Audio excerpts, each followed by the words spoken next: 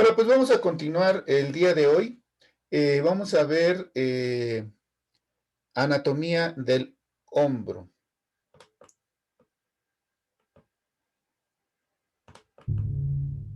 La articulación del hombro está constituida por tres huesos: húmero, escápula y clavícula. Desde esta visión anterior tenemos que destacar varias estructuras. En el húmero, el troquín y el troquíter,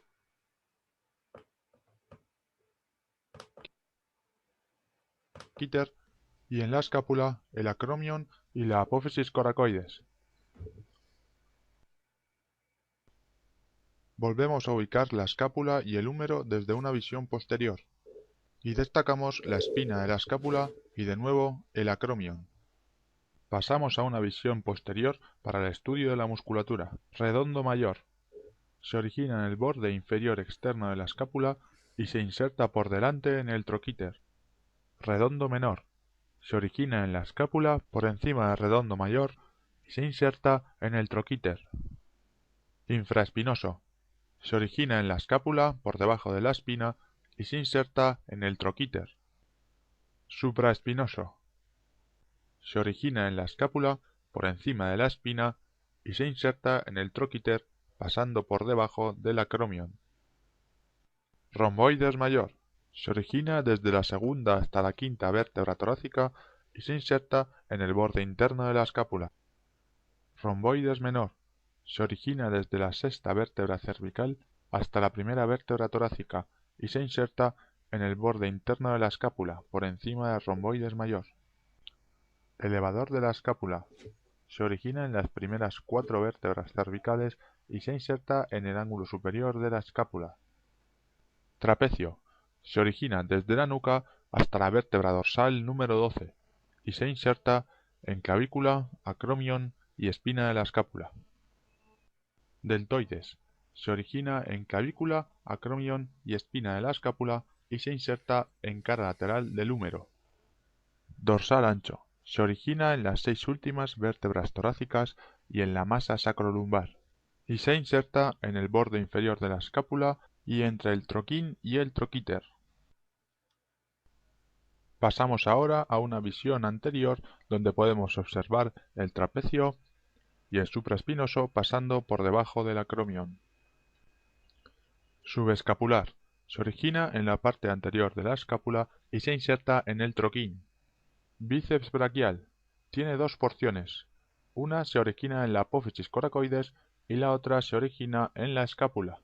Juntas se insertan en un tendón común en el radio. Coracobraquial. Se origina en la apófisis coracoides y se inserta en la parte delantera del húmero. Serrato anterior. Se origina en las 9 primeras costillas y se inserta en el borde medial de la escápula. Pectoral menor. Se origina desde la tercera hasta la quinta costilla y se inserta en la apófisis coracoides. Pectoral mayor. Se origina en clavícula y esternón y se inserta entre el troquín y el troquíter. Y finalizamos cubriendo el hombro con el deltoides. Bien, entonces cuando vemos esto, nos damos idea de que cuando una persona viene con problemas de hombro, no es nada más decir es el hombro y ya, sino todos los músculos que comprenden el hombro, que intervienen para el movimiento del hombro, y valdría la pena testar cada uno de estos músculos, ¿no? Entonces, vamos a revisar ahora la técnica miotensiva del La hombro. articulación Técnica miotensiva para hombro. Con el paciente en decúbito supino y con el muñón del hombro fuera de la camilla y la cabeza rotada hacia el hombro a tratar, el terapeuta de pie y al lado del paciente, con la pierna cefálica del terapeuta en flexión y la caudal en extensión, el terapeuta toma el miembro superior del hombro a tratar, lleva la palma de la mano del paciente al costado del terapeuta, y hace la toma por arriba del codo con la mano cefálica. Con la mano caudal toma el hombro y sujeta. Se le pide al paciente que jale aire y cuando lo saca, con la mano cefálica se hace una tracción. Jalo aire, suelto, saco aire, jalo. Jalo aire, suelto, saco aire, separo. Esto durante 8 repeticiones. Al término se deposita en la posición inicial y se testa nuevamente el hombro. Cabe mencionar que ahí en la mano caudal la única función que tiene es poner una barrera. Quien hace el trabajo es la mano cefálica, ¿sí? Muy bien. Técnica articulatoria de hombro. Con el paciente en decúbito prono y con el hombro fuera de la camilla, el terapeuta de pie y al lado del paciente, del lado del hombro doloroso, el terapeuta toma el miembro torácico, lo lleva en extensión con los dos muslos por debajo de los genitales del terapeuta, sin tocar genitales, se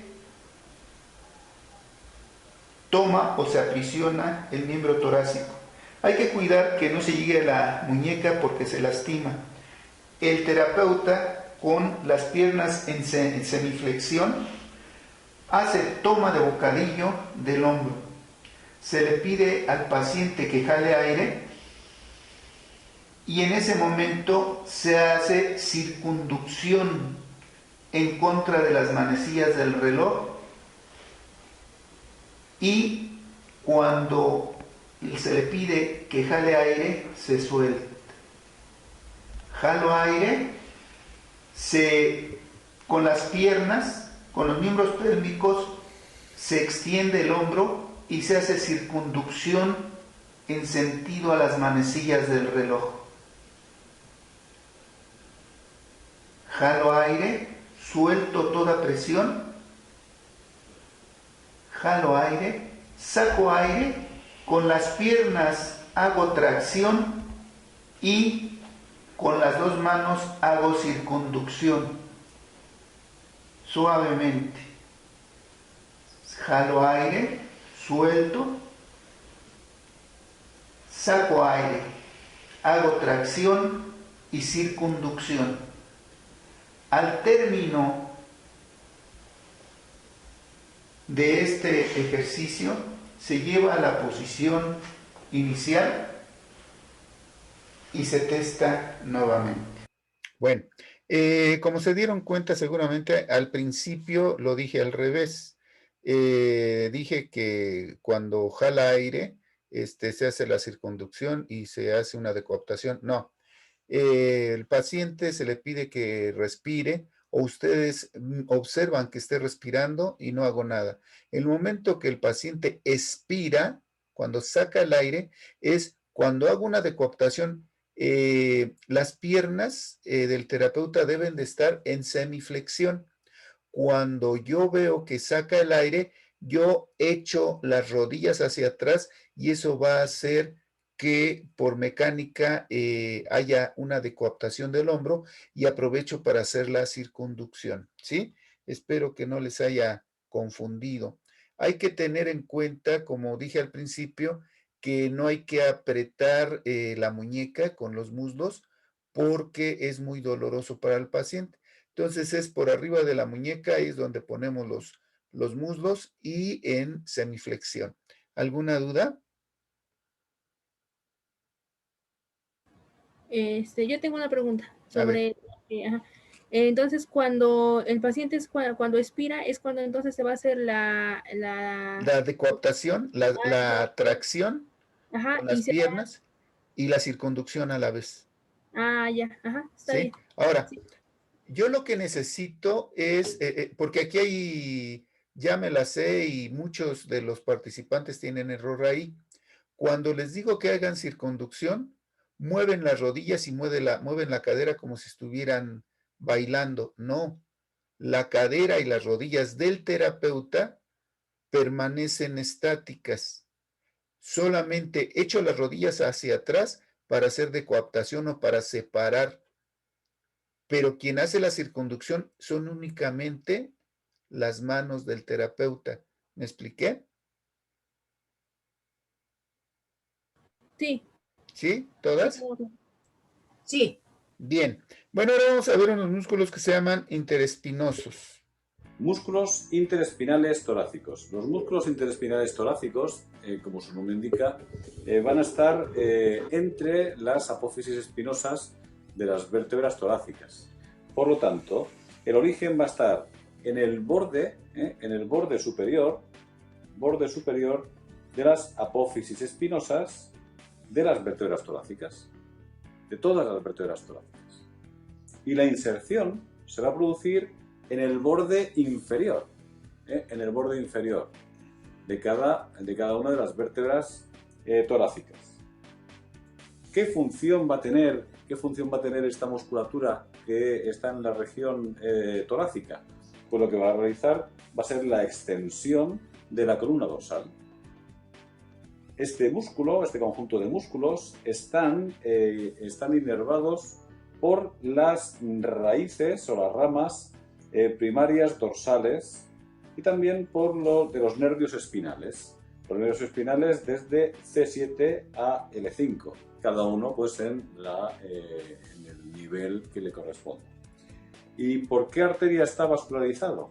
Pues estos conjuntos de músculos están vascularizados por las arterias intercostales posteriores y las arterias lumbares en la zona más caudal.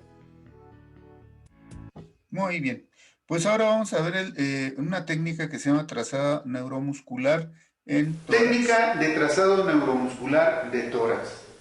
Con el paciente en decúbito prono, la espalda descubierta y la cabeza de lado a tratar, el terapeuta de pie y al lado del paciente de lado a tratar, el terapeuta flexiona su miembro pélvico cefálico y extiende el miembro pélvico caudal.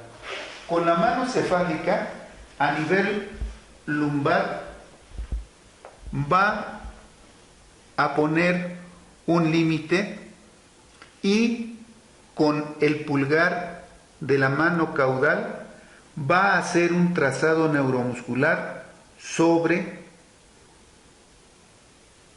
el lado doloroso, al lado de la columna. Jalo aire, saco aire y es cuando llevo el trazado neuromuscular. Jalo aire, saco aire.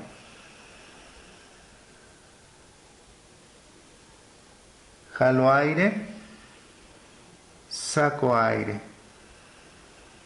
Esto se repite hasta que se ponga roja la región o más o menos 8 trazados.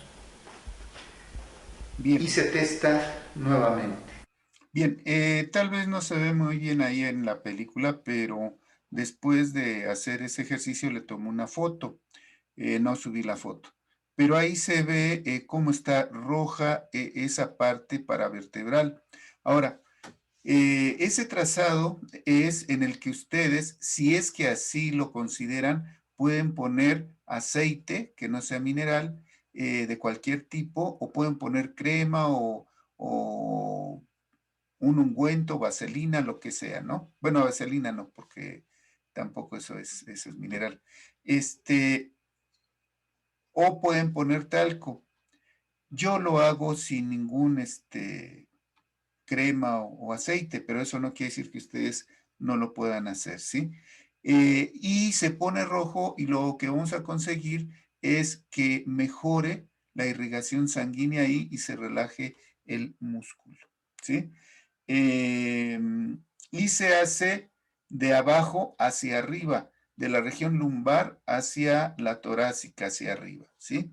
Vamos a ver ahora la técnica de inhibición de los interespinosos.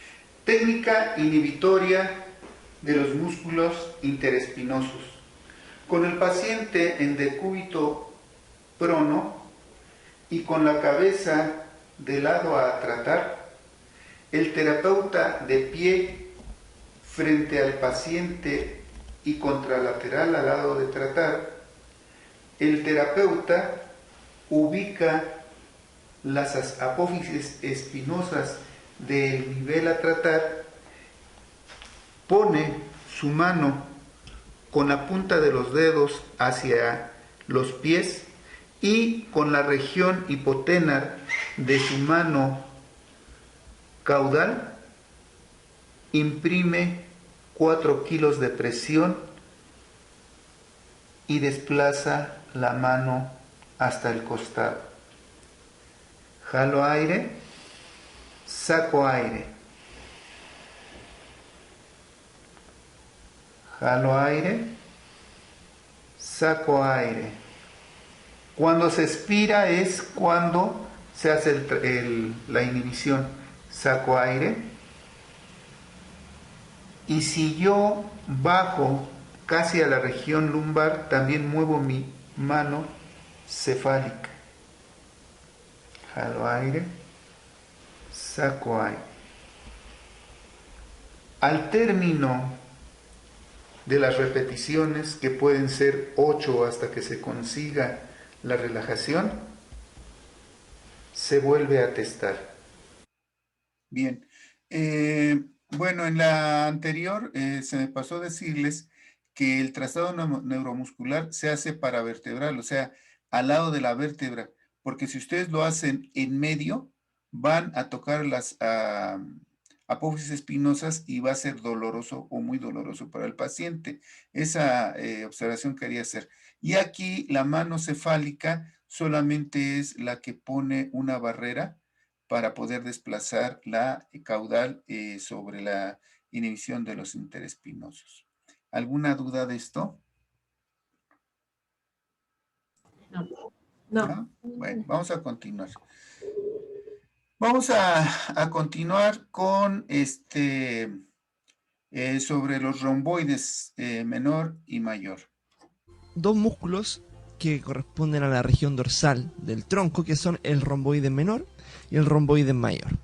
Ya los tenemos aislados en nuestro modelo anatómico y comenzaremos el análisis primero denotando que estos músculos son inferiores al elevador de la escápula que vimos en el video anterior, que se origina superior a estos, y en este caso el romboide menor es superior al romboide mayor y es más pequeño, cilíndrico, y se va a originar en el ligamento nucal del cuello. Ahí se puede ver si hacemos un zoom, y en las apófisis espinosas de C7-T1, y se va a insertar en el borde medial opuesto a la raíz de la espina de la escápula.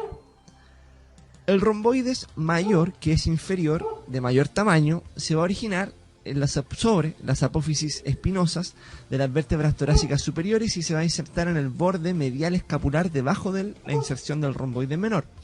Estos dos músculos romboides van a trabajar en conjunto, el menor y el mayor. ¿Para qué? Para poder retraer o acercar la escápula hacia la columna, hacia medial, y también con otros músculos para poder realizar una rotación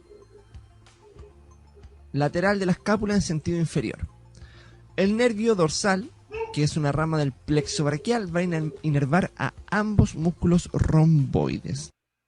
Bien, pues ahora vamos a ver, si ustedes se fijan, es muy similar a otro video del angular de la escápula y también al trapecio medio e inferior. Prácticamente, cuando nosotros tratamos el trapecio medio inferior, es prácticamente lo mismo que en el romboide, ¿sí? Vamos a ver la técnica de Jones del romboides menor. Técnica de Jones para romboides menor y mayor.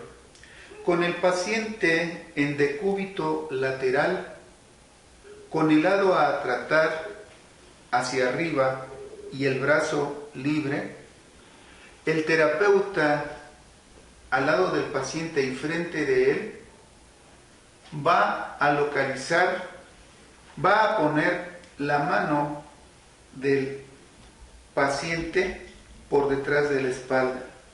A nivel de la espina escapular, a nivel de T3, busco el punto sensible o doloroso y después busco el estado de confort. Cuando llego al estado de confort me mantengo 90 segundos y al término llevo al estado inicial. Para el romboides mayor localizo el ángulo inferior de la escápula y a la distancia media entre las apófisis espinosas y el ángulo escapular inferior aplico 4 kilos de presión, busco el punto doloroso y con la mano atrás con la mano atrás del paciente busco el estado de confort. Lo mantengo durante 90 segundos y al término deposito la mano en la posición inicial, suelto y vuelvo a testar. Bueno, este músculo nos da mucha lata, ¿no? Y sobre todo en las personas que están en la oficina o están ahorita pegados en la computadora, es muy común que vengan con problemas ahí o que traen mucha tensión, igual que el trapecio. Entonces, esta técnica, la verdad, es muy buena y les resuelve muchos problemas. Forma parte de los músculos anteriores del brazo bíceps. y tiene una porción larga y una corta. La porción larga se origina en el tubérculo supraclenoideo de la escápula y la porción corta se origina en la apófisis coracoides. Ambas porciones se unen en un tendón largo que se inserta en la tuberosidad del radio. Sus funciones son flexión de codo y de hombro y supinación del antebrazo. Muy bien. Es muy cortito, pero es importante verlo, porque también es otro de los músculos que frecuentemente se lesiona, o cuando las personas no están acostumbradas y de repente les da por ir al gimnasio y empiezan a querer hacer bíceps, se quedan todos contracturados. Eso les puede ser de mucha utilidad. Vamos a ver técnica de Jones, bíceps del músculo bíceps braquial. Con el paciente en decúbito supino y el terapeuta de pie al lado del lado doloroso del paciente, el terapeuta localiza el músculo bíceps braquial y a partir de eso va a localizar el punto doloroso en la región de origen, en el vientre o en la inserción. Y de acuerdo a donde haya el punto más sensible es donde aplica la técnica. Si estuviera en los 3 lugares, origen, vientre e inserción, empezamos por el vientre. Vamos, la pierna cefálica en flexión, la caudal en extensión. Se localiza el punto sensible, se aplican 4 kilos de presión y se lleva el miembro torácico a confort. En ese momento, cuando hay no dolor, mantenemos durante 90 segundos la técnica y al término de la misma llevamos a la posición original al miembro torácico, retiramos y testamos nuevamente. Bueno, pues es muy sencilla esa técnica, pero igual es muy efectiva, ¿no? Ahora lo que vamos a ver va a hacer el pronador redondo y el pronador cuadrado, lo que vamos a estudiar. Por lo tanto, el pronador redondo viene del latín pronare, que significa flexión hacia adelante, y teres, que significa redondo. Es un músculo superficial y que es fácilmente palpable en la zona anterior de nuestro antebrazo, que tiene una forma diagonal que veremos a continuación. Nuestro músculo va a tener dos orígenes. Uno es en la cabeza humeral, que es en el epicóndilo medial, justamente aquí donde estamos señalando, y el otro origen es en la cabeza cubital, que es en la cara medial de la apófisis coronoides del cúbito. Va a bajar por la parte anterior y se va a insertar en el tercio medio de la cara lateral del radio. Su inervación va a estar a cargo del nervio mediano C6, C7. ¿Cuáles van a ser sus acciones? Pues al igual que el pronador cuadrado, que es su hermanito, va a ser la pronación del antebrazo. Solamente que el pronador redondo es un poquito más trabajador y este va a ayudar a la flexión del codo también. No es tan potente en la flexión del codo, pero ayuda. Por lo tanto, es un potente pronador del antebrazo, sobre todo cuando hacemos una ligera flexión de nuestro codo. Ahí sacamos el máximo provecho de nuestro pronador redondo. Si estiramos el codo, la máxima potencia la tendrá el pronador cuadrado. Y como nuestro pronador redondo es bastante potente con el codo en flexión, pues nos ayuda en actividades de la vida diaria como el uso de los destornilladores, una llave inglesa u otra herramienta que gire y que requiera contracciones intensas de nuestro pronador redondo. Y aunque nuestro músculo pronador redondo es muy potente, se puede lesionar con actividades donde realizamos una pronación por encima de la cabeza, por ejemplo, los tiros de básquetbol. Y esto es por su biomecánica, ya que cuando realizamos un tiro, hacemos una flexión de codo, elevamos nuestro brazo y hacemos una pronación por arriba de nuestra cabeza. Hasta ahí todo bien, ya que hacemos la máxima contracción de nuestro músculo, pero después al tirar la bola hacemos una extensión de nuestro codo provocando el estiramiento de este músculo. Entonces entramos en un juego de máxima contracción y después de un estiramiento brusco, y ahí es donde puede provocar una lesión a nuestro pobrecito pronador redondo. Primero vamos a flexionar el codo, después vamos a hacer una pronación y nos vamos a guiar por nuestro epicóndilo medial. Ahí justamente se va a ver nuestro músculo. Sí, esta pequeña masa es nuestro pronador redondo. Recuerden que es diagonal y nuestra guía es el epicóndilo medial. Con esto llegamos a la conclusión que los dos pronadores tienen diferencias tanto biomecánicas, estructurales y hasta de anatomía y de localización, pero ambos se necesitan para hacer una perfecta pronación. Muy bien. A lo mejor a veces no consideramos mucho este músculo, pero pues es muy latoso para las personas e incluso, por ejemplo, los que su profesión es ser lavacoches, a exprimir las jergas, o las amas de casa al exprimir jergas también les puede dar mucha lata. Vamos a ver la técnica de Jones para los pronadores redondo y cuadrado. Técnica de Jones para el músculo pronador redondo y cuadrado. El paciente en decúbito supino, el terapeuta de pie y al lado del paciente del lado a tratar, el paciente con el miembro torácico en flexión, el terapeuta toma el antebrazo y se le pide al paciente que haga movimientos de supinación y pronación. Y el terapeuta va a limitar el movimiento. ¿Mueves? Al revés. Bien. Se busca el punto doloroso, se lleva al estado de confort, se mantiene durante 90 segundos y al término se deposita en la posición original, se retira el dedo y se vuelve a testar. Bien, creo que este es algo muy cortito, pero muy explícito. ¿Alguna duda? No, ninguna. Bueno. Vamos a ver ahora mano.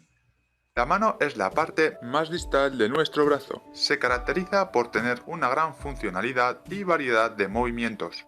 Los huesos de la mano se dividen en 8 huesos cortos que conforman el carpo, 5 huesos largos que conforman el metacarpo y 14 huesos también largos que se llaman falanges. Además, entre metacarpos y falanges podemos encontrar unos huesos muy curiosos llamados sesamoideos. El conjunto de estos huesos conforman la región anatómica de la mano, partiendo siempre desde una posición de base anatómica en la cual el sujeto está colocado de pie con las palmas de las manos hacia adelante. Describiremos los huesos desde fuera hacia adentro.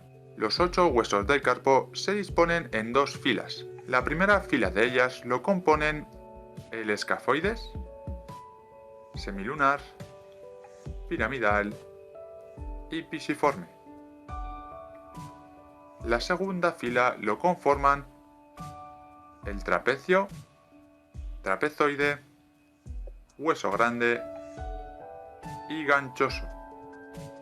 El carpo, además de articular todos sus huesos entre sí, en su parte más proximal está articulado con el radio pero no con el cúbito, ya que la superficie articular la conforma el ligamento triangular o amarillo. Por el extremo distal el carpo se articula con el metacarpo, conformado por 5 huesos largos, formados, como todos los huesos largos, por una diáfisis o cuerpo y 2 epífisis o extremidades que se articulan a ambos lados. Por último, las falanges se articulan con el metacarpo. Poseemos 3 en cada dedo, excepto en el dedo pulgar, donde únicamente poseemos 2. Podemos nombrarlas en el orden en el que nos las encontramos, siendo la más proximal hacia nosotros la primera falange, después la segunda y la tercera falange. Y por último tenemos que nombrar los huesos sesamoideos. Se trata de pequeñas bolitas óseas incrustadas en los tendones y que sirven como polea o punto de apoyo al realizar los movimientos. Desde el punto de vista articular, cabe destacar la articulación trapecio-metacarpiana, la que se realiza entre el trapecio y el metacarpo del dedo pulgar.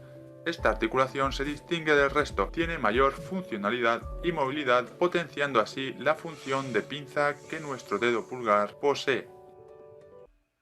Bien, una de las cosas es de que para los que no están habituados con esto, también de fuera hacia adentro se enumeran los dedos, siendo el pulgar el primer dedo, el índice el segundo, el medio el tercero, el anular el cuarto y el meñique el quinto. Ahora vamos a ver la técnica de decoaptación de la base de los metacarpianos. Técnica de decoaptación de la base de los metacarpianos. Con el paciente en posición de sentado, el terapeuta al lado y frente al paciente, el terapeuta toma el miembro torácico, lo toma por debajo y con los dedos índice y medio toma la articulación metacarpofalángica. Le pedimos al paciente que jalo aire, y al momento de ir en la expiración, decoaptamos la articulación metacarpofalángica. Jalo aire, suelto. Saco aire, decoapto. Jalo aire, suelto. Jalo aire, decoapto.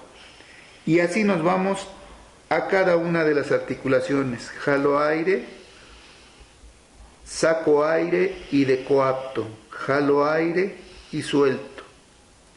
Al término, regresamos a la posición inicial al paciente y testamos. Bueno, miren, esta técnica es muy útil, les da movilidad a las personas que tienen problemas articulares en las manos.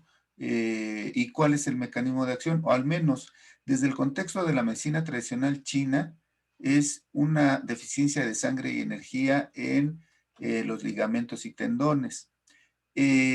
Cuando nosotros que es un concepto diferente a lo convencional, pero a final de cuentas lo que tenemos que hacer es movilizar la energía desde el contexto chino y también nutrir de sangre desde el contexto chino a los ligamentos y tendones. Y cuando nosotros hacemos estas decoaptaciones o separaciones articulares, entonces empieza a fluir sangre y energía porque está ahí estático. En chino, cuando la energía está estancada, es igual a dolor. Si me duele la cabeza, tengo un estancamiento de energía en la cabeza. Si me duele la rodilla, tengo un estancamiento de energía en la rodilla.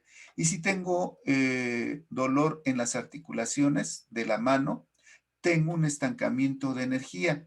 Y las articulaciones van a estar comandadas por el órgano vaso, el órgano hígado, que es el que se encarga de nutrir a los ligamentos y tendones y por lo tanto de forma indirecta a las articulaciones. Entonces, si yo hago estas maniobras, va a ser de mucha ayuda y aunque parezcan muy sensibles, muy sencillas, perdón, vamos a ver que les van a ayudar. Vamos a ver la técnica articulatoria de la base de los metacarpianos. Técnica articular de la base de los metacarpianos. Con el paciente en posición de sentado, el terapeuta se pone al lado del lado doloroso de la mano a tratar, toma el miembro torácico del paciente, lo toma por debajo, empinza con el dedo índice y pulgar, sujeta la mano. Con el dedo medio e índice de la mano contralateral, toma la articulación metacarpofalángica, le pedimos al paciente que jale aire y cuando saca hacemos una leve decoaptación y hacemos movimientos de circunducción en contra de las manecillas del reloj y a favor de las manecillas del reloj. Jalo aire, suelto. Saco aire, hago una leve decoaptación y haga movimientos de circunducción en contra de las manecillas del reloj y en favor a las manecillas del reloj. Saco aire, jalo aire.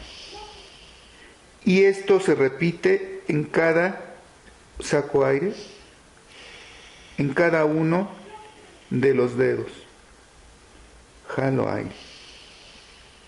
Al término, regresamos en la posición inicial y volvemos a testar. Bueno, prácticamente es lo mismo que la decoaptación. La única diferencia es que además de decoaptar voy a hacer una circunducción. Y eso, les repito, es de mucha contribución para los pacientes. De hecho, cuando vimos rodilla, es lo que hacemos, una decoaptación y una circunducción, y eso les contribuye por mucho, ¿sí? Muy bien, vamos a revisar una articulatoria del carpo. Técnica articulatoria de los carpos. Con el paciente en posición de sentado, el terapeuta frente al paciente toma con ambas manos la mano del paciente a la altura de la muñeca y con los dedos pulgar e índice empieza a dar movimientos de circunducción a cada uno de los metacarpianos.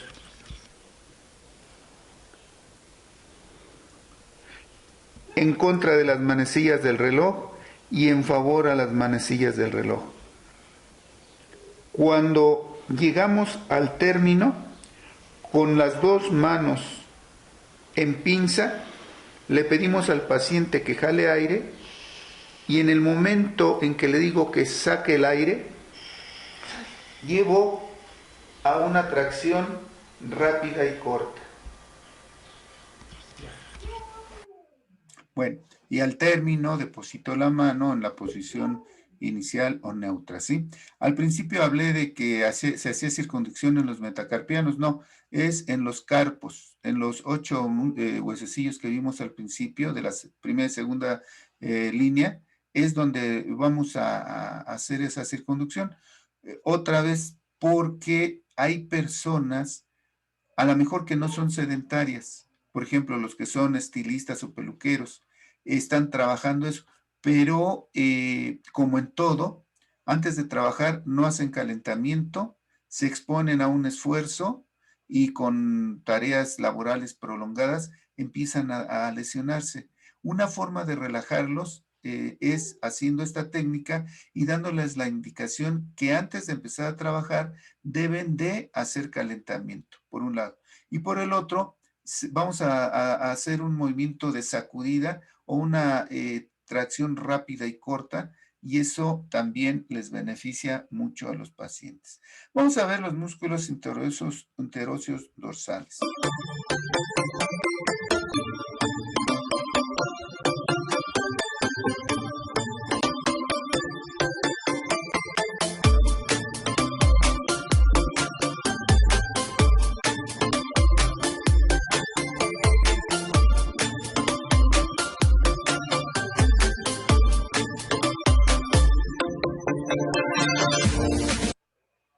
Bien, y vamos a revisar los interóseos palmares.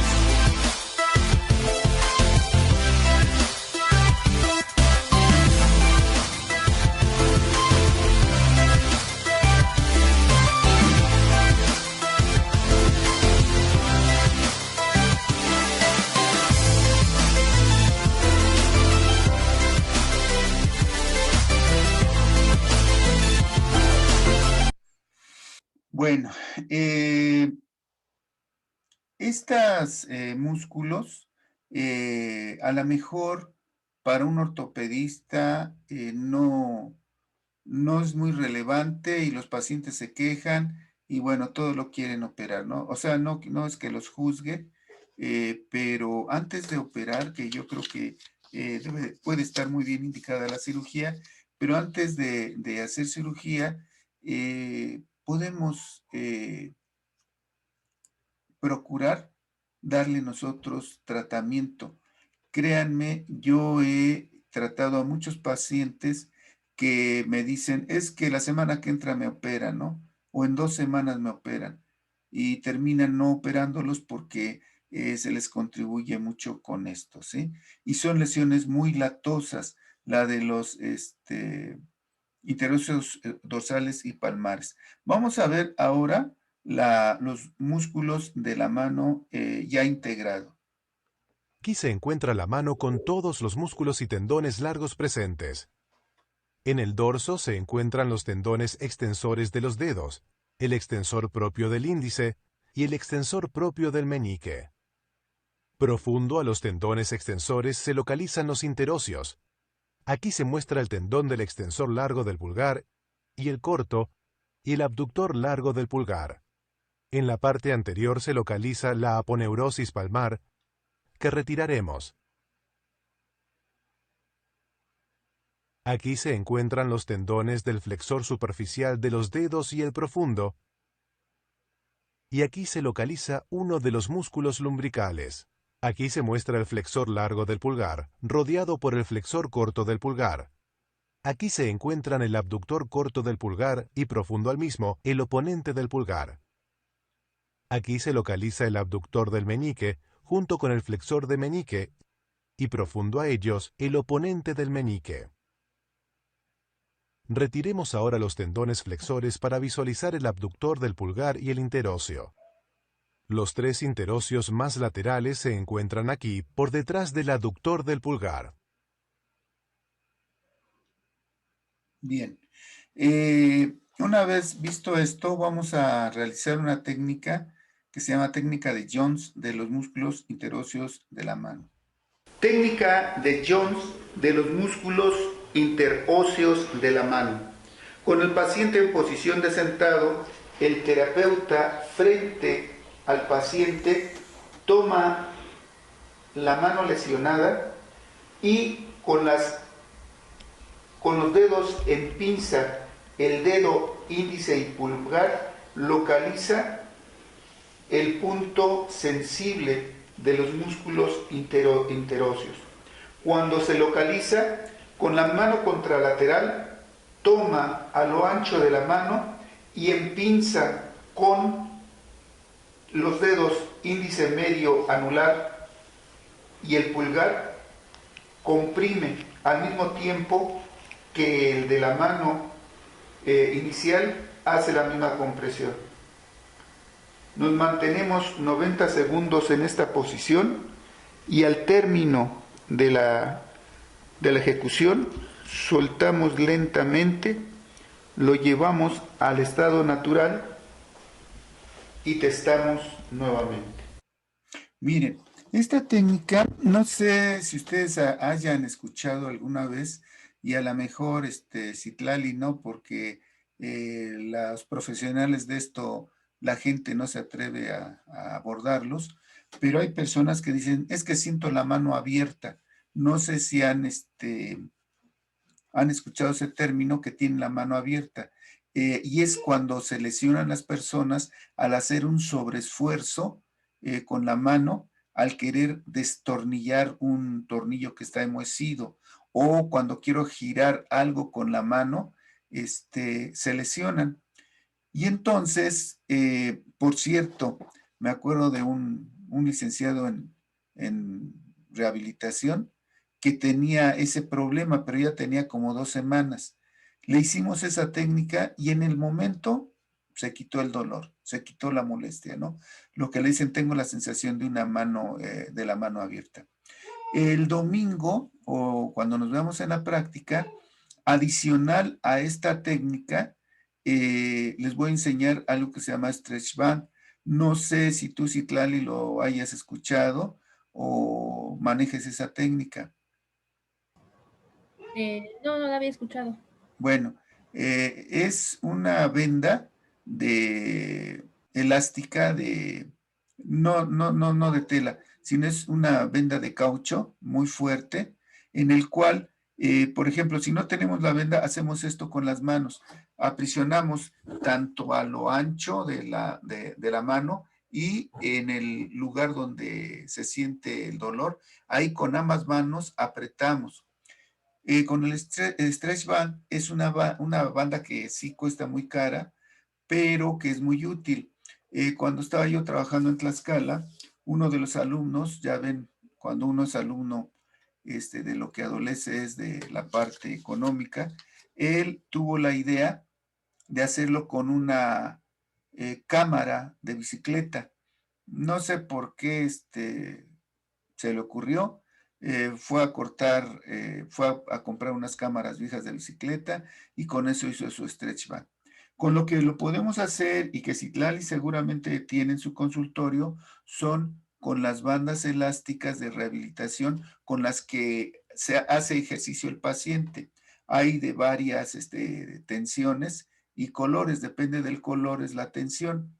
Yo no lo he hecho eso porque yo tengo mi banda, pero el otro día, tratando de resolver el problema, porque también es difícil conseguirlas, se pueden conseguir en internet, pero les repito, salen un poquito caras y son más baratas las bandas con las que hacen o mandan ejercicios los rehabilitadores. Con eso lo podemos hacer y van a ver que tiene unas respuestas formidables, ¿sí? No es tema el que ahorita les voy a hablar, pero miren, háganlo, no me crean, háganlo. Yo traté a una persona que ella, bueno, no a una, he tratado a varias, pero la que me acuerdo que fue así espectacular fue de una persona que su trabajo era ser empleado de intendencia, y entonces ella se quejaba porque no podía exprimir las jergas porque le dolían mucho las muñecas, las manos. Fue al médico y le dijeron que tenía túnel del carpo, ¿sí? También podemos resolver esto con algo que se llama tendinitis de Kervain, que Citlali sí conoce.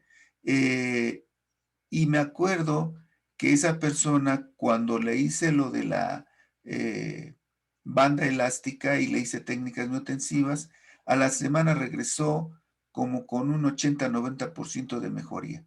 Y en la segunda, pues ya se sintió mucho mejor y, por ejemplo, ella no quería que lo operaran y pues no lo operaron. Desafortunadamente, hay personas que se operan y en algunos casos o en varios, pues regresa la lesión, ¿no? O quedan con molestia. Y esta es una forma de evitarles una cirugía a los pacientes. Pero antes de que me crean, mejor háganlo, practíquenlo y van a ver que les va a ir muy bien a los pacientes con esto. ¿Sí? ¿Alguna duda? Parece que todo bien. ¿Sí? Bueno, vamos a continuar. Ahora ya terminamos de ver a las miembro torácico y ahora vamos a ver los serratos, músculos serratos. Al serrato póstero inferior. Pero vamos a comenzar con el origen de este músculo, que corresponde a las apófisis espinosas desde, voy a cliquear, desde la vértebra T11, que pueden ver ahí, hasta la vértebra L3. Y dentro de todo este trayecto relacionado con el ligamento supraespinoso, su inserción va a ser en los bordes inferiores de las costillas, desde la costilla número 9 hasta la costilla 12, es decir, las últimas 4 costillas. La función de este músculo va a ser la contraria al serrato póstero superior. Este músculo nos va a deprimir las costillas relacionadas a su inserción de la 9 a la 12, y también puede evitar la elevación de las costillas inferiores cuando existe una contracción del músculo diafragma. Bien, la inervación va a ser también por los ramos de los nervios costales, desde T9 hasta T12. ¿Qué pasó? ¿Ya terminó?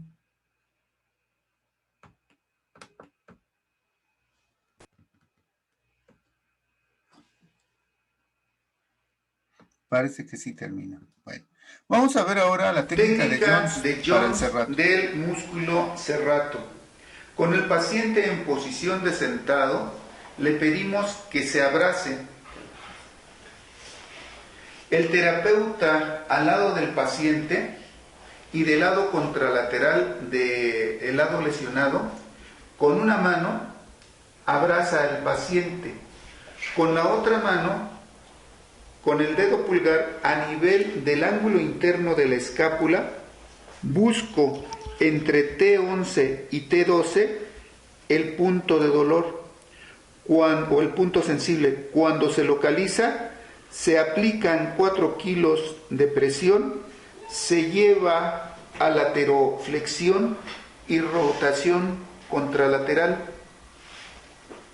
Llevamos al punto de confort o de no dolor, lo mantenemos durante 90 segundos y al término de la técnica lo regresamos en la posición inicial, soltamos y testamos nuevamente. Bien, este dolor muchas veces se confunde con una lumbalgia. Obviamente el paciente no sabe digamos que de anatomía, y es común que diga, vengo porque tengo una lumbalgia o vengo porque me duele la espalda baja, ¿no? Entonces nosotros ya lo testamos bien y investigamos que puede ser el serrato y lo tratamos y también les va muy bien. Vamos a ver ahora la anatomía de la espalda baja. Aquí se encuentran los músculos conocidos colectivamente como erector de la columna, que examinamos en la primera sección de este video. Emergen del sacro y desde esta parte de la cresta ilíaca. Se insertan en las vértebras torácicas y en la parte posterior de las costillas. Los músculos erectores de la columna están encerrados por delante y por detrás por esta masa de tejido tendinoso denominada fascia toracolumbar. La capa en la parte posterior del erector de la columna emerge de los procesos espinosos. La capa enfrente sale de los procesos transversos. Las dos capas de fascia toracolumbar se fusionan en una gruesa capa a lo largo del borde del erector de la columna. La fascia toracolumbar es un importante anclaje para los músculos de la pared abdominal, como veremos en un momento. Se añade ahora el cuadrado lumbar a la imagen. Se muestra aquí, ubicado por delante de los músculos erectores de la columna y su fascia envolvente. El cuadrado lumbar emerge de la 12ª costilla y de los procesos transversos de las 3 vértebras lumbares superiores. Se inserta en la parte más medial de la cresta ilíaca y del proceso transverso de la L5. El cuadrado lumbar asiste en la flexión lateral de la columna lumbar. Muy bien. Pues ahora vamos a revisar una técnica que se llama stretching del cuadrado lumbar. Técnica de stretching del músculo cuadrado lumbar. Con el paciente en decúbito lateral y de lado a tratar mirando hacia el techo, el miembro torácico libre se pone la palma sobre la parrilla costal. El miembro torácico contralateral por debajo de la cabeza. El miembro inferior que está tocando a la mesa en flexión, doblo la pierna izquierda, en flexión, y el miembro que está mirando hacia arriba en semiflexión. El terapeuta frente al paciente va a flexionar la pierna cefálica y la pierna caudal recta. Con una mano, con el antebrazo del terapeuta, lo ancla en la cadera del paciente y con el otro brazo se ancla en el pectoral del paciente. Toma el cuadrado lumbar, se le pide al paciente que jale aire y cuando lo saca, separa las manos. Jalo aire, saco aire. Al tiempo que el terapeuta empieza a hacer oscilaciones con su cadera y esto repercute en el cuadrado lumbar del paciente. Jalo aire, saco aire y empiezo a separar las manos y a hacer oscilaciones. Jalo aire, saco aire. El stretching del cuadrado lumbar en posición anterior es la misma posición, solo que la pierna que está arriba la vamos a poner por delante como si quisiera con la punta del pie tocar el suelo. El paciente, el terapeuta en la misma posición con la pierna cefálica flexionada, el antebrazo del terapeuta se ancla a la cadera del paciente y el cefálico al pectoral del paciente y es lo mismo. Cada vez que exhala el paciente se separan las manos y se hace una rotación. Jalo aire, saco aire. Jalo aire, saco aire. Para la variante del stretching del cuadrado lumbar posterior es la misma posición, solamente que el miembro pélvico que está hacia arriba se lleva hacia atrás como si quisiera con la punta del pie tocar el piso. El terapeuta en la misma posición con la pierna cefálica en flexión y la pélvica en extensión, ancla su antebrazo en la cadera del paciente con su antebrazo cefálico, pélvico, y con el antebrazo cefálico se ancla en el pectoral. Jalo aire, saco aire, se separan las manos y empiezo a oscilar. Jalo aire, saco aire. Al término de la técnica, se regresa a la posición original y se testa. Muy bien. Entonces, si ustedes ven en los apuntes, ahí se escribe una por una las técnicas y aproveché en este mismo video para hablar de los tres. y realmente es demasiado relajante, y las personas que tienen problemas recurrentes de lumbalgia les va muy bien. Vamos a ver la técnica de Jones del cuadrado lumbar. Técnica de Jones, cuadrado lumbar. Con el paciente en decúbito prono y la cabeza del lado que se va a tratar, el terapeuta de pie y al lado del paciente sobre el lado que se va a tratar, el terapeuta localiza a nivel de L2, L5, esta es la cresta ilíaca, el borde superior de la cresta ilíaca. Si desplazo mi dedo, llego a L4, busco de L3, L2. De L2, a lo largo de L2 hasta L5, busco el punto de dolor con el dedo cefálico. Una vez que localizo el punto de dolor, voy a tomar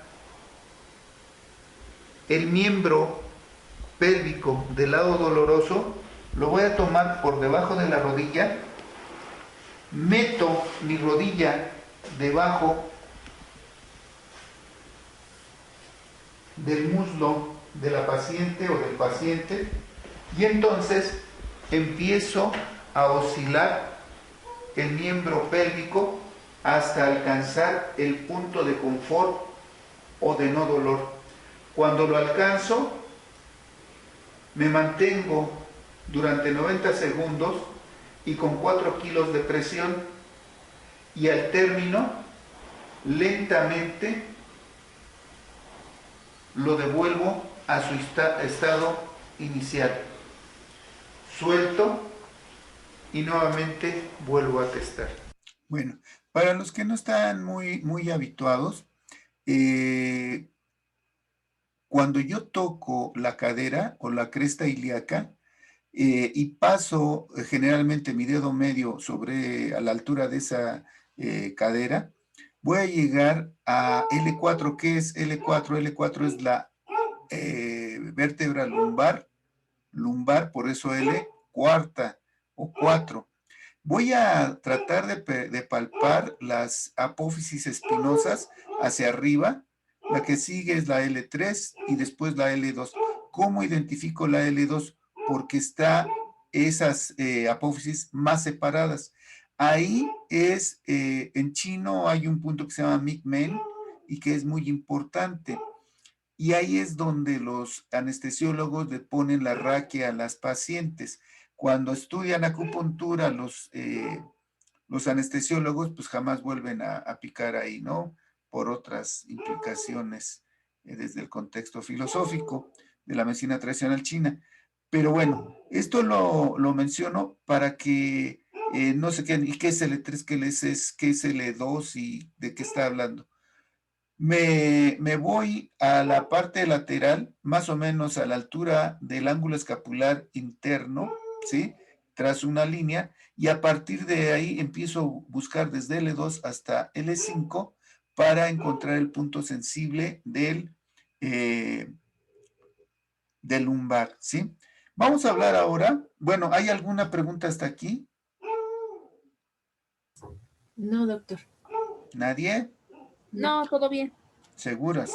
Bueno, vamos a hablar ahora del músculo psoas ilíaco y ya en la práctica les voy a enseñar cómo testarlo y estar más precisas en eso. Amados, vamos a empezar con la musculatura interna de la cadera. Vamos a empezar entonces con el psoas mayor, que es este músculo acá, que se va a insertar en los cuerpos de la 12ª torácica, vértebra torácica, hasta la 4ª lumbar, y se va a unir con el músculo ilíaco para formar el iliosoas. Entonces, el 2 acá es el ilíaco, que se va a insertar en la fosa ilíaca del ilion y se va a juntar con el músculo psoas mayor para formar el iliosoas. Entonces, el iliosoas se va a insertar en el trocánter menor del fémur, acá. Ahí entonces, como podemos ver, acá tenemos el psoas menor, el psoas mayor, el músculo ilíaco en la fosa ilíaca se junta con el psoas mayor para formar el ilio-psoas que se va a insertar en el trocánter menor del fémur. Seguimos entonces ahora con la musculatura externa de la cadera, con los músculos que tienen una posición vertical, los músculos verticales. Empezamos entonces con el 1 acá, que es la inserción del glúteo mayor, que se va a insertar en la parte lateral de la cara dorsal del sacro. Y también acá por detrás de la línea glútea posterior del ilion.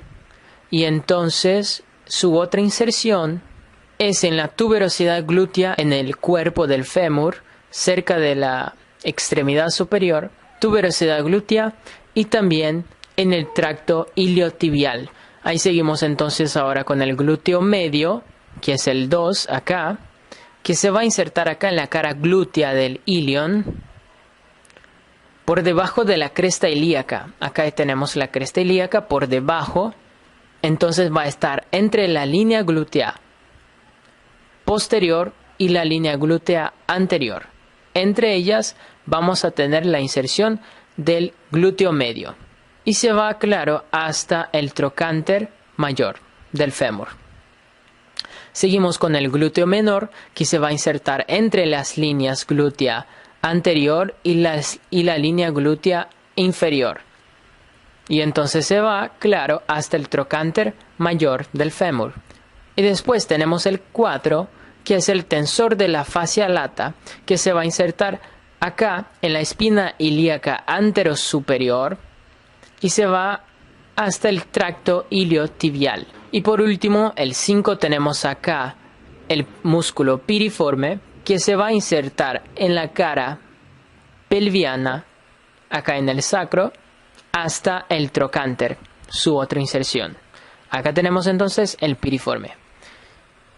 Y ahora vamos a ver la musculatura externa de la cadera, solo que vamos a ver ahora los horizontales, en una disposición horizontal. Tenemos acá el obturador interno, ¿sí?, que se va a insertar en la cara interna de la membrana obturatriz y sus bordes óseos también. Se va hasta la fosa trocanteria del trocánter mayor del fémur, ¿sí? Ahí después tenemos los gemelos, el gemelo superior y el gemelo inferior. Los gemelos tienen su origen en la espina ciática, acá. El gemelo superior tiene su origen acá en la espina ciática y el gemelo inferior tiene su origen acá en la tuberosidad isquiática y se van hasta la fosa trocanteria. Y por último tenemos el cuadrado femoral, que se va a insertar en el borde lateral de la tuberosidad isquiática y se va hasta la cresta intertrocanteria, entre los dos trocánteres, el menor y el mayor, cresta intertrocanteria. Ahí entonces podemos ver el glúteo menor, que se inserta abajo de la línea glútea anterior y arriba de la línea glútea inferior y se va hasta el trocánter mayor. Ahí tenemos el piriforme, el obturador interno, que se inserta en la membrana obturatriz interna hasta la fosa trocanteria del fémur. Ahí tenemos entonces el gemelo superior, ahí el gemelo inferior y acá por último el cuadrado femoral. Lo único que cambió en esta imagen es que ahora tenemos el glúteo medio, que se inserta bajo la línea posterior, la línea glútea posterior, y arriba de la línea glútea anterior.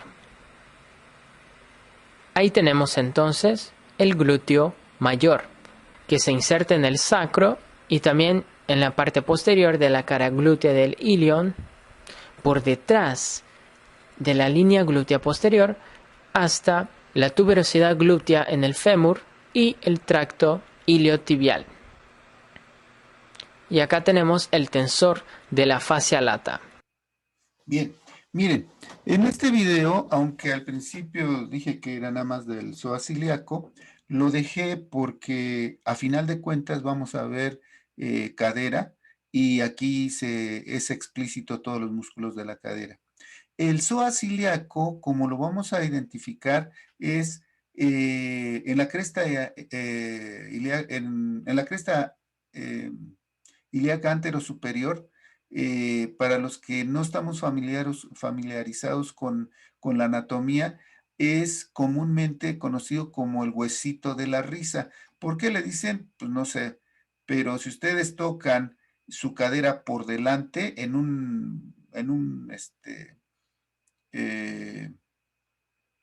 una protuberancia, dicen la gente, a mí no, pero hay gente que les tocan ahí, les da risa, por eso le dicen el hueso de la risa. De ahí al ombligo trazamos una línea y la unión del tercio distal, lo dividimos en tres, la unión del tercio medio con el distal, ahí nosotros, hay un punto en medicina que se llama el punto de McBurney y es del lado derecho. Y ahí, cuando duele mucho y hay algo que se llama signo de rebote, con eso hacemos diagnóstico de apendicitis. ¿Y por qué ese punto? Cuando nosotros les tomamos una radiografía simple de abdomen, generalmente se pintan o se ven los músculos psoas en la placa o se ve ahí una imagen. Cuando tiene una apendicitis, como hay un proceso inflamatorio y edema, desaparece el músculo psoas, no porque desaparezca el músculo, sino que la inflamación se sobrepone a la imagen y entonces en la radiografía no se ve. Eso es para diagnosticar apéndice, pero puede ser de los dos lados cuando nosotros tenemos un problema en la cadera. Miren, esto es el pan nuestro de cada día. Yo no sé, Citlali, si ella lo ve así o cómo lo estudien, pero por ejemplo, cuando yo testo y veo que una cadera está más arriba que otra, y eso lo vamos a hacer el domingo porque es más fácil, ¿sí? Yo tengo que testar la cadera, primero la altura, y puede ser, a ver, voy a quitar un poquito esta parte para que nos veamos. A ver, ahí sí me ven, ¿verdad? Bien. Yo veo al paciente, lo tomo de la cintura por detrás de la cadera, le aviso que lo voy a... ¿me están escuchando? Sí, Bueno, sí. es que a mí me aparece algo de desactivar audio. Bueno, entonces, yo les aviso que les voy a tocar la cintura, la cadera. Y entonces, tienen que estar las dos crestas ilíacas igual, al mismo nivel. Pero sucede que cuando hago eso y las personas vienen mal, hay una cadera que está más alta que otra, ¿sí? Y es evidente. Y es cuando yo les digo que, aunque yo no les toque la cadera, con solamente ver el cinturón o la cintilla que se ponen en el vestido de las mujeres, la ropa se adapta al cuerpo y entonces hay un desnivel. Yo lo corroboro tocando las crestas ilíacas. Bajo las manos por la cintura, donde me topo con los huesos ilíacos, ahí hay un desnivel. Luego, les toco la cresta ilíaca póstero superior con los pulgares y les digo que se agache. Y al flexionar la cadera, deberían de moverse las dos caderas al mismo tiempo.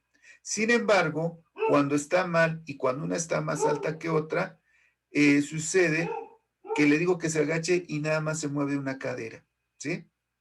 La otra queda fija. La que está mal es la que está fija. Y esos pacientes, cuando yo les digo que se acuesten Y recuerden que siempre que se acuesten, les debemos de pedir que con los talones sobre la mesa, o sea, las piernas flexionadas, van a levantar la cadera y luego la van a bajar despacio y estiran las piernas. Eso es para que no haya sesgos, para que no se acuesten chuecos, vamos. Cuando yo testo los talones, no los talones, sino los maleoles internos, ya les platiqué, para los que no están familiarizados, este huesito de la muñeca equivale al huesito del pie, el externo. Ese se llama maleolo externo. Y aquí hay un huesito también en el tobillo, y ese se llama maleolo interno. Yo mido los maleolos y frecuentemente cuando hay un problema del psoas, está más corta una pierna. No porque se haya cortado o la otra haya crecido, sino por mecánica, cuando el psoas está espástico, está contracturado, entonces mueve la cadera, ¿sí?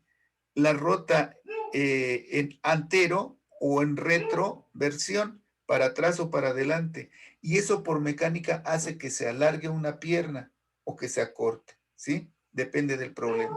Ahora bien, esto ya cuando estoy haciendo todo el testaje completo, pero cuando yo pongo las manos en el abdomen, entre el ombligo y la cresta ilíaca anterosuperior, las personas experimentan dolor. Toco de los dos lados, dice, no me duele más de este lado, de donde yo vi que hay una lesión en las crestas o en los tobillos, en el maleolo interno. E incluso nosotros podemos percibir con los dedos un verdadero cordón, como si fuera un cable ahí.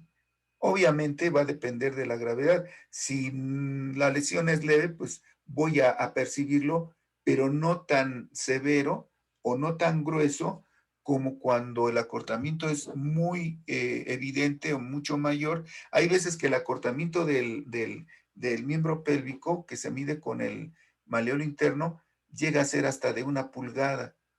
Yo he tenido pacientes con acortamientos hasta de 1,5 pulgadas. Y entonces nos damos cuenta que el dolor de cabeza, el dolor de trapecios, el dolor de hombros, no es porque esté el problema en el cuello, en los trapecios o en los hombros, sino es en el psoas ilíaco.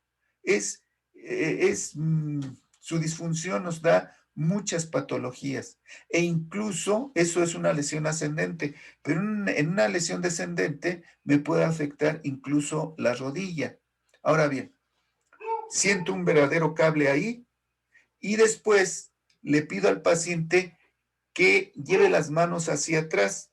El único inconveniente en esta técnica es que si el paciente, generalmente ya son adultos mayores que traen problemas en hombro, pues no pueden subir o extender los brazos hacia atrás, ¿no? Pero una persona que no tiene molestias en los hombros, suben y les digo que sin tocar las manos las pongan cerca, ¿no? Así como ven mis manos. Y cuando este psoas está espástico, está contracturado, y es el motivo de la visita, él no sabe qué es el psoas, pero le duele el cuello, la nuca, tiene incluso alteración de la presión arterial, vamos a ver que una mano va a estar más corta que la otra. Cuando yo las tengo estiradas hacia atrás, acostado en la mesa, voy a tener una mano más corta que la otra. Y eso también es por una espasticidad, una contractura del psoas ilíaco, ¿sí? Cuando nosotros hacemos las técnicas que vamos a revisar ahorita y volvemos a testar, inmediatamente, no en 10 minutos, en 1 hora o mañana o dentro de 8 días, en ese instante, después de haber hecho estas maniobras, se emparejan los maleolos internos, las manos les digo que las lleven atrás, hacia arriba, y los dedos ya no están uno más abajo que otro, sino ya están parejos. Palpo, ahí en donde es el punto de McBurney, y ya no sienten dolor y nosotros dejamos de percibir ese verdadero cable que se siente que es el músculo psoas, que está todo contracturado, espástico. Pero lo mejor de todo es que cuando le pedimos que se levante y camine, ya, bueno, le exploro la cadera, ya no está una cadera más alta que otra, ya están parejas las caderas, tomo la cadera, le digo que se agache y entonces las dos caderas trabajan. Le digo que marche y al caminar deja de claudicar, ya no arrastra el pie ni se escucha una alteración en la rodilla, en la marcha, ¿sí? Entonces, le estoy dedicando mucho tiempo a este músculo porque realmente yo he visto que es el origen de muchas patologías e incluso el problema de hombro contralateral.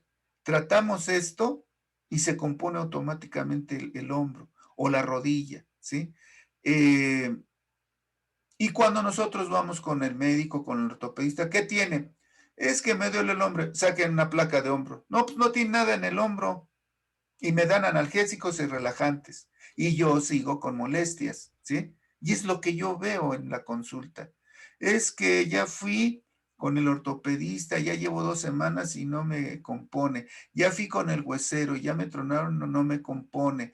Ya fui con fulano, mengano y perengano, o ya tuve X número de sesiones de rehabilitación y no me compongo, ¿sí? O sea, sin querer juzgar, ni subestimar el trabajo valioso de los rehabilitadores de cualquier profesión, ¿sí? Pero ya son pacientes muy, muy vistos. Cuando nosotros hacemos estas técnicas que vamos a ver, créanme que le cambia la vida al paciente, se libera de dolor, camina bien. Hay veces o muchas veces, y yo lo he visto, que me dicen, es que fui y me recetaron unas plantillas. Y qué bueno que existan las plantillas, porque eso nos van a dar muchas soluciones. Pero desgraciadamente sacan sus radiografías y pues cómo no va a estar o va a aparentar de que está más corta una pierna si el psoas está contracturado, y entonces les mandan sus plantillas y aparentemente les corrigen, pero el desnivel sigue y la contractura sigue. Cuando yo los trato, me dicen, oiga, es que me siento que camino chueco, o porque ya se había acostumbrado y había tenido una adaptación a estar mal, o 2, es porque la plantilla le está estorbando. Hay pacientes que me dicen, ¿me puedo quitar la plantilla? Quítesela, camine. Oiga, ya camino bien, ¿sí? Aunque hay pacientes que les da miedo quitarla de repente, ¿sí? Entonces, créanme que estas técnicas que vamos a ver son de mucha valía y son las que nos van a resolver muchos problemas en la clínica. ¿Alguna pregunta? Nada más una, no todas, por favor. No, ninguna pregunta. Citlali. Igual parece que está todo bien. Cintia. Parece que se salió. ¿Quién se salió? Cintia, porque nada más aparecemos 3 participantes con usted. Ah, es que ha de estar viendo al bebé. Pero bueno, va a tener la grabación, ¿vale? Bien, entonces vamos a continuar. Y vamos a ver la técnica del psoas ilíaco.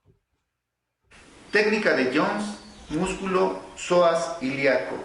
Con el paciente en decúbito supino y el terapeuta de pie y al lado del paciente, se va a localizar el punto doloroso del músculo psoas ilíaco.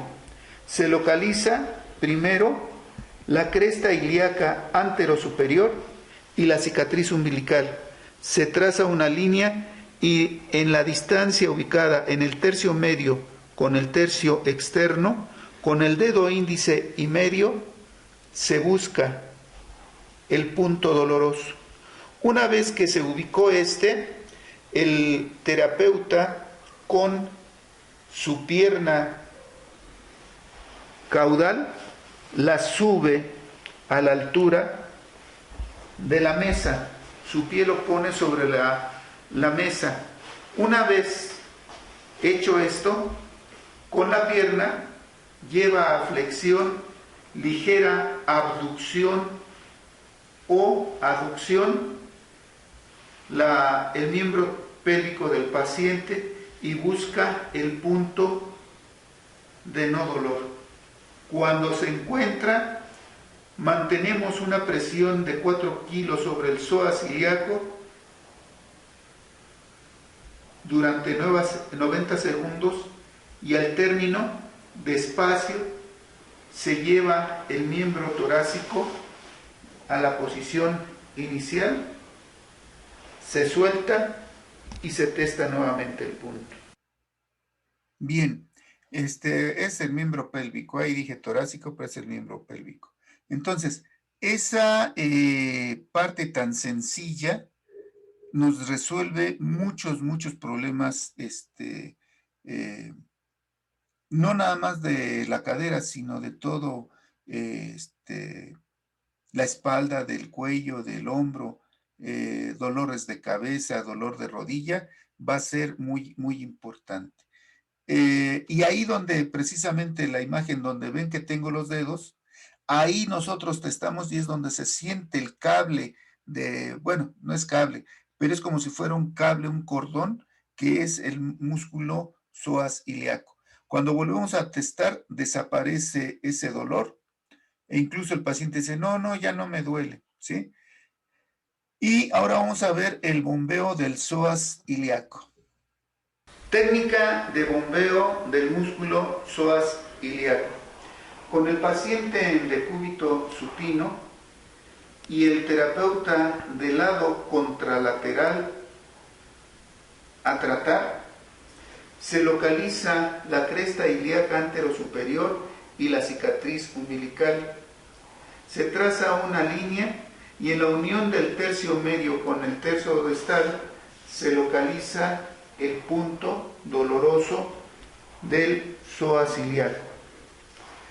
Se toma el miembro pélvico a tratar, de lado a tratar, se sube la rodilla, se lleva al punto de confort al mismo tiempo que en el momento en que ya está en el estado de confort se empieza a dar un masaje suave sobre el psoas ilíaco. Al término de 90 segundos se lleva el miembro inferior a la posición inicial, se suelta el punto de presión y se testa nuevamente. Y desaparece la tensión, ¿sí? Muy bien, vamos a ver ahora un músculo importantísimo también que hace que todos hagamos diagnóstico de banqueta, ¿no? Pero un diagnóstico mal hecho. Vienen los pacientes y dicen, es que fui con mi doctor y me dicen que tengo ciática, ¿no? La famosa ciática. Y pues realmente lo que está mal no es la famosa ciática, sino es el músculo piramidal. En el síndrome del piriforme, el músculo piriforme se contrae e irrita o comprime el nervio ciático.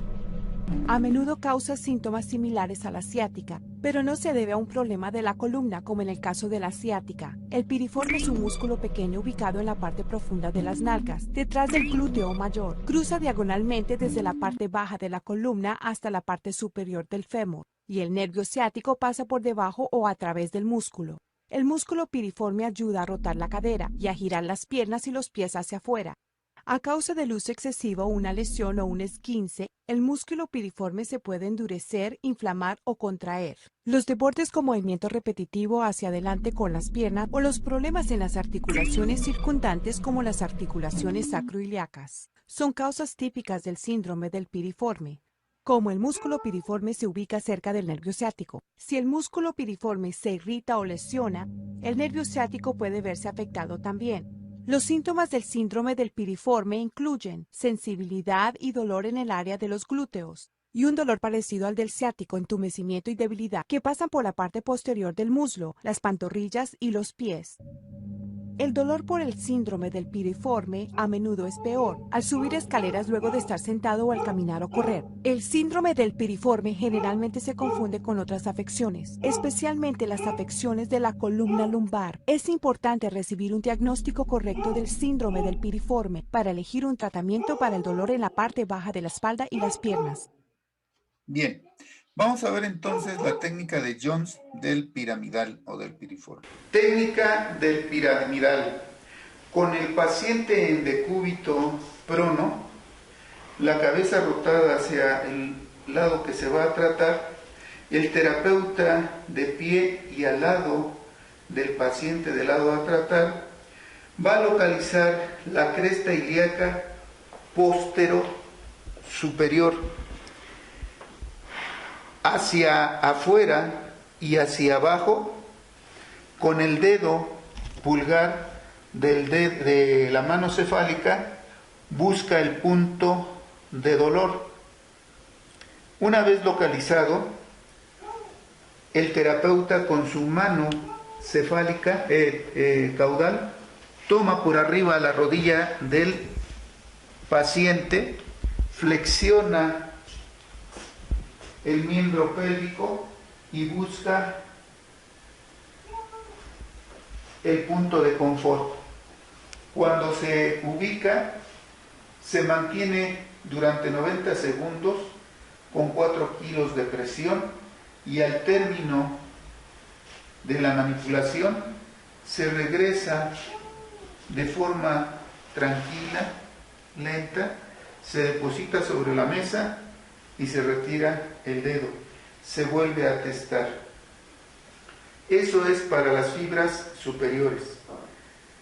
La técnica de Jones para el piramidal de fibras inferiores, se localiza el trocánter mayor por abajo y por fuera, se localiza el punto de dolor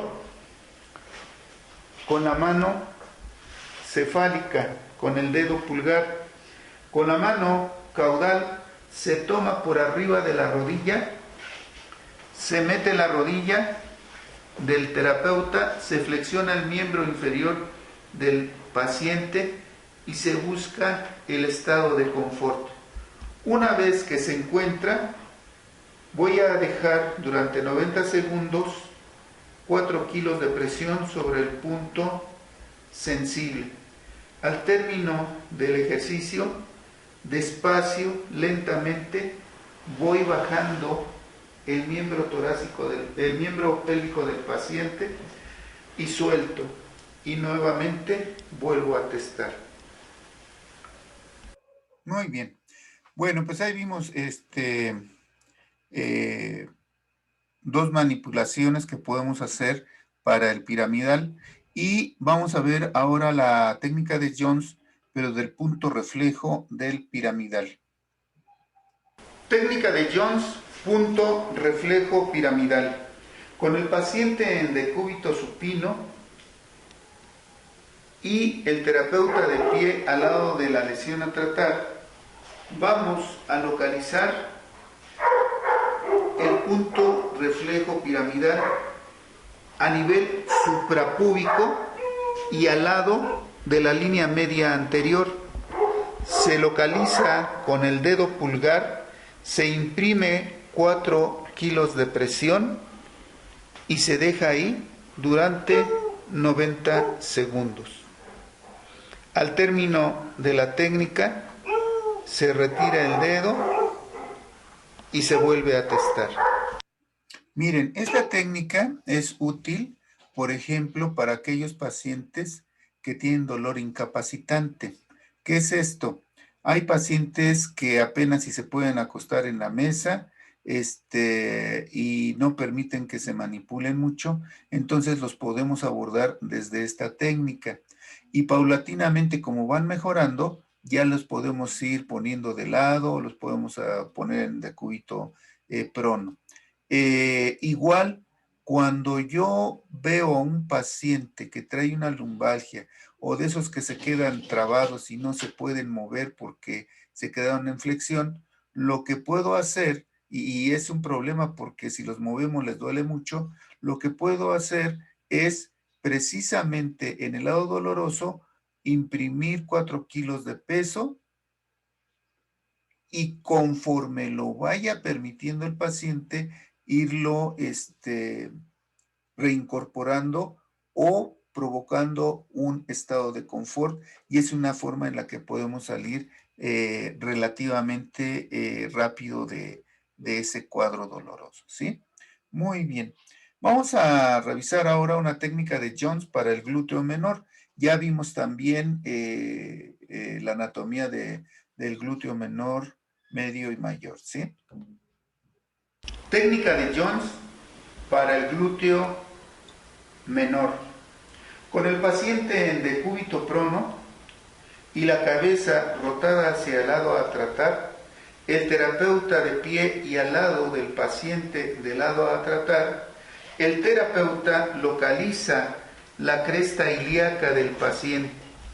En la unión de la cresta ilíaca y el sacro, busca con su pulgar cefálico el punto de dolor. Una vez ubicado, el terapeuta toma por dentro y por arriba de la rodilla el miembro pélvico del paciente y mete debajo del muslo la rodilla del terapeuta. Busca el punto de confort o no dolor y cuando lo localiza, con 4 kilos de presión lo mantiene ahí durante 90 segundos. Al término, lentamente baja el miembro pélvico, lo deposita en la mesa y suelta los 4 kilos de presión para testar nuevamente.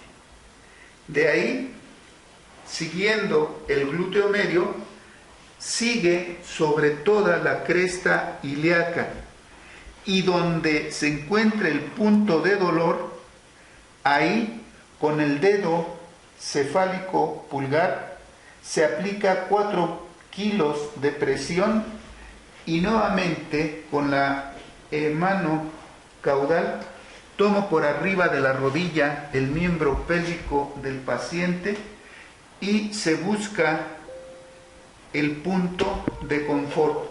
Cuando se localiza, mantengo 4 kilos de presión durante 90 segundos y al término, lentamente voy depositando la pierna sobre la mesa. Se suelta los 4 kilos de presión y se vuelve a testar. Y finalmente, para el glúteo mayor, tomamos el centro de la nalga, se busca el punto de dolor. Una vez que se ubica, se aplican 4 kilos de presión y nuevamente se toma con la mano caudal por arriba de la rodilla, el terapeuta mete su rodilla debajo del muslo del paciente y busca el punto de no dolor. Cuando se encuentra, se mantiene ahí con 4 kilos de presión durante 90 segundos y al término lentamente deposita el miembro pélvico sobre la mesa para quitar la presión de 4 kilos y nuevamente volver a testar. Bueno, recapitulando, para el glúteo menor me voy sobre la unión del sacro, ¿sí? Y la cresta ilíaca, y ahí localizo el punto de dolor. Para el glúteo medio, sobre la cresta ilíaca, y para el glúteo mayor, a la mitad de la nalga, ¿sí? lo dividimos en 4 cuadrantes y a la mitad de la nalga ahí hacemos la presión. Y en todas, pues vamos a llevarlo al estado de confort para que finalmente, pues durante 90 segundos y 4 kilos de peso, para que podamos depositarlo en la mesa y volver a testar, y depende del glúteo que estemos evaluando, ¿sí? ¿Alguna duda por ahí? No, ninguna duda. Bueno, seguimos nada más 3. Sí, parece que nada más seguimos 3. Bueno, muy bien. Vamos Muy a ver buenas. Hoy vamos a hablar articulación de de la cadera. articulación de la cadera o coxofemoral. Es una articulación móvil, por lo que se trata de una articulación sinovial o diartrosis. Dentro de las articulaciones sinoviales, clasificamos la coxofemoral como una enartrosis, es decir, una esferoidea. Es una articulación con menor amplitud de movimientos, pero más estable que la articulación del hombro, la glenohumeral.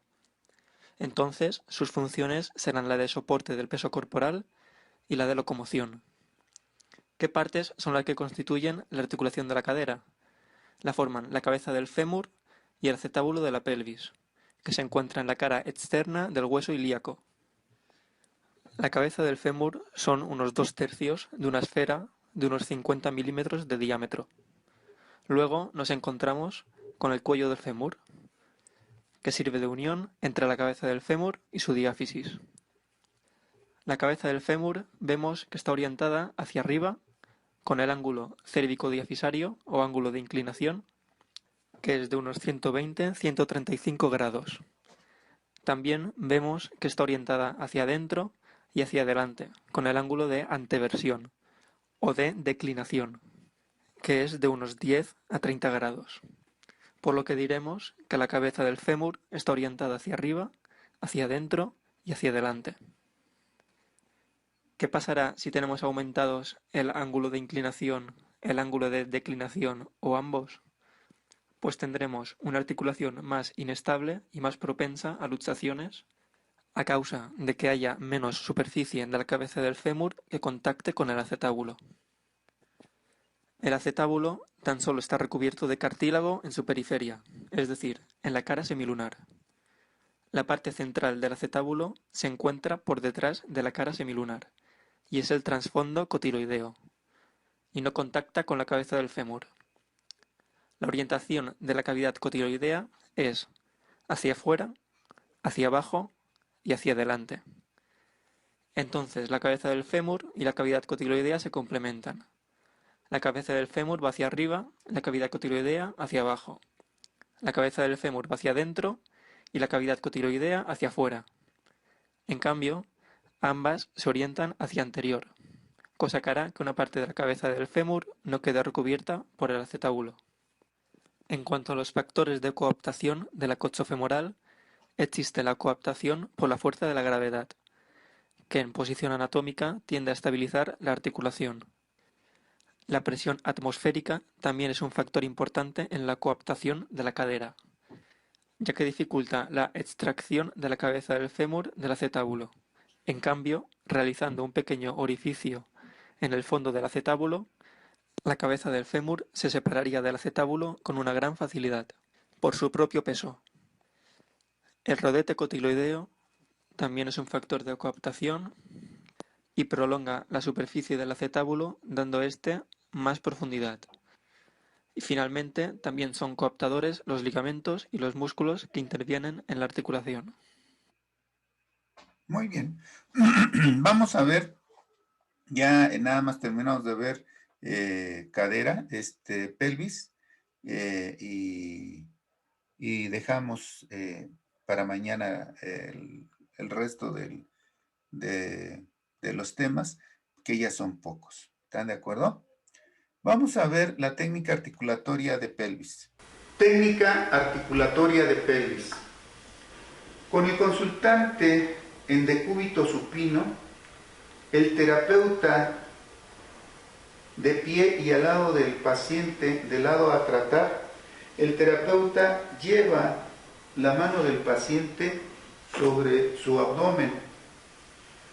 El terapeuta va a localizar, va a flexionar la rodilla del paciente, la va a empujar y al rotar la cadera, la mano la va a cerrar, no en puño, sino con las falanges de la mano del terapeuta, la mano cefálica.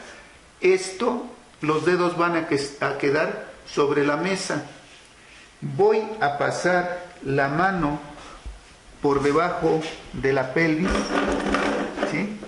Regreso y entonces flexiono mi pierna cefálica, estiro mi pierna caudal, flexiono el miembro pélvico del paciente, con el pectoral empujo la rodilla, abrazo el muslo del paciente y empiezo a hacer oscilaciones en contra de las manecillas del reloj y a favor de las manecillas del reloj. Al término de estas oscilaciones,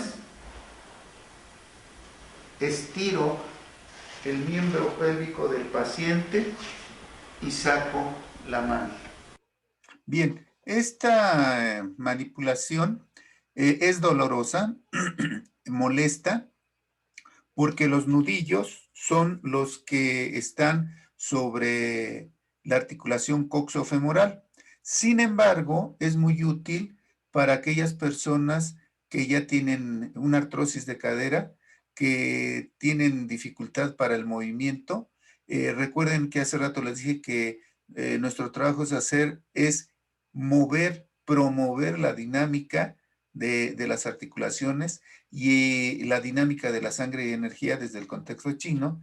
Y finalmente, con esta técnica, los pacientes, aunque en principio es molesta, es muy contributiva, ¿sí? Ahora vamos a ver la técnica articulatoria o de la coxofemoral. Técnica articulatoria de decoaptación de la articulación coxofemoral. Con el paciente en decúbito supino, al borde de la mesa del lado a tratar y la mano del paciente del lado a tratar sobre el tórax, el terapeuta de pie y al lado del paciente del lado a tratar. El terapeuta toma el tobillo o toma por arriba del tobillo el miembro pélvico del paciente en toma de bocadillo, por arriba del tobillo. El terapeuta abre el compás y deja caer su peso hacia atrás. Levanta el miembro pélvico, lo lleva hacia afuera, lo baja, lo lleva hacia adentro y arriba, en sentido contrario a las manecillas del reloj. Después hace el mismo movimiento, pero en favor a las manecillas del reloj. Al término, el terapeuta deposita lentamente el miembro pélvico sobre la mesa. Bien, voy a ver si está mal intercalada la diapositiva o la película, porque esta iba después y ahorita hago comentarios. Técnica articulatoria de decoaptación de la articulación coxofemoral. Con el paciente en decúbito supino, al borde de la mesa del lado a tratar y la mano del paciente del lado a tratar sobre el tórax, el terapeuta de pie y al lado del paciente del lado a tratar.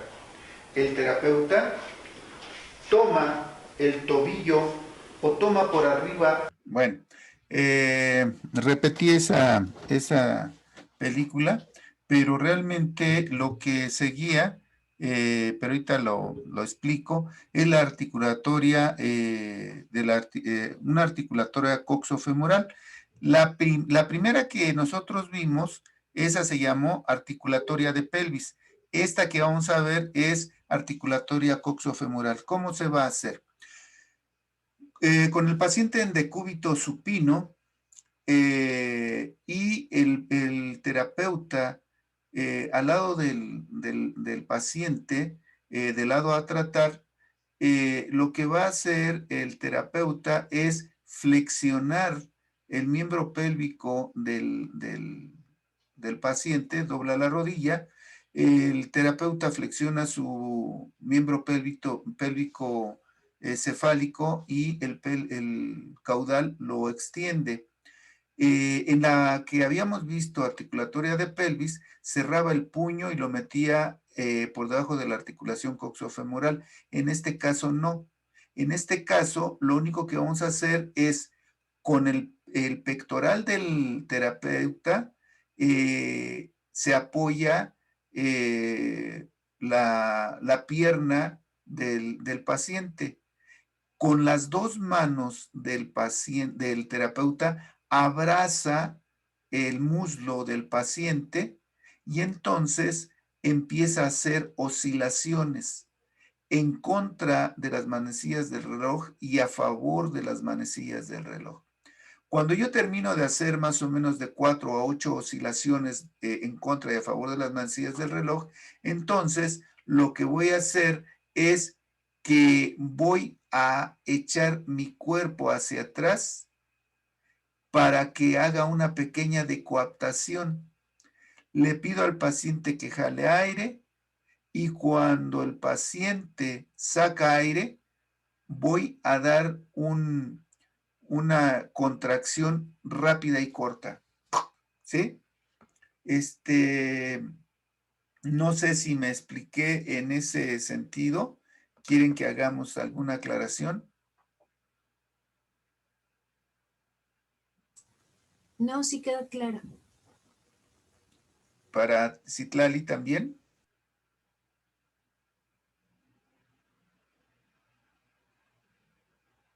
Bueno, al rato nos contesta. ¿Sale? Muy bien. Técnica articulatoria de decoaptación de la articulación coxofemoral. Bueno, vamos a dejarlo hasta ahí. Vamos a dejarlo hasta ahí porque ya lo que sigue va a ser rodilla y lo que tiene que ver con el miembro pélvico.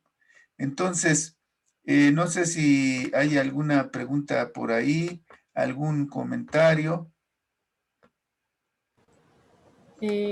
Por mi parte, creo que hasta ahorita todo está bien. Sí, todo está bien, gracias. Bueno, entonces yo creo que si es así, les voy a pedir nuevamente que revisen el contenido. ¿Qué hora les conviene más? ¿A esta hora o a las 7 de la noche? ¿Cómo ven? Por mi parte, a las 7 estaría muy bien. No sé, los demás o... Rosy. A las 7 está bien. Bueno, entonces ya lo que falta es muy poco, es muy, muy, muy poco y sirve para que sobre todo tú, Citlali, que vienes retirado, no sé, yo creo que a 2 horas de aquí, pues te duermas temprano y para que llegues a tiempo el domingo. ¿Qué te parece? Sí, me parece bien. ¿Sí? Bueno, pues les agradezco mucho, mucho su atención y nos vemos mañana, ¿sí? Que estén bien. Sí. Gracias, muchas gracias. Hasta mañana. Hasta mañana. Gracias. Hasta mañana.